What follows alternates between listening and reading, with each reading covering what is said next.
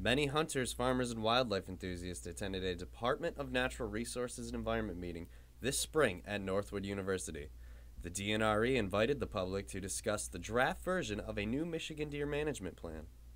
We have begun the process of completing a statewide deer management plan that will help us kind of organize the management of deer and channel our efforts and focus on the right things.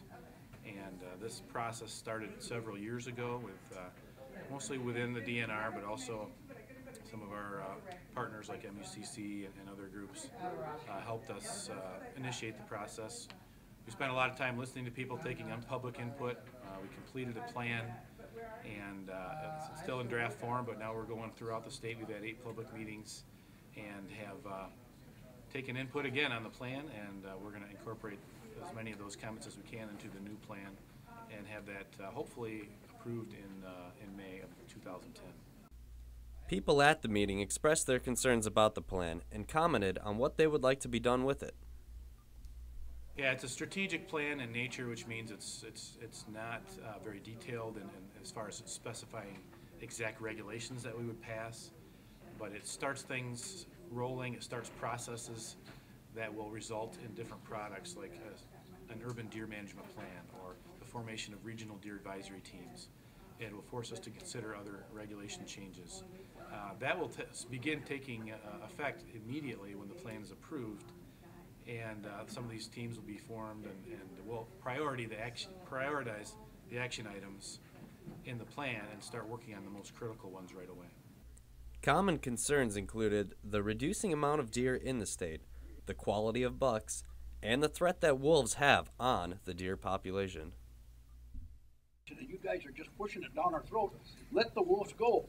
How many people in here would want to see a wolf in Michigan? You know, nobody. But yet, the DNR says we're going to put them in a protected area and we can't shoot them. And they're a nuisance. I don't think so. I think our money is supporting the wolf population in the UP. And that's where I hunt. There's a lot of people up there that they're tired of it. They're going to quit hunting.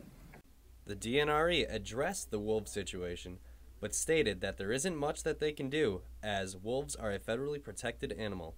Other people had their own thoughts concerning the deer population. I firmly believe the lack of baiting has a lot to do with the deer not surviving through the winters. I know it don't have everything to do with it, but I believe once them deer through the generations get used to eating, you know, being hand-fed and being fed every year, that they accustom their life to them. And I think their genetics evolve around being fed from the humans. And I think once that's taken away from them, they have a hard time suffering and surviving. And I think it'll take 10 to 15 years before them deer get it back into their system where they don't have to rely on bait anymore.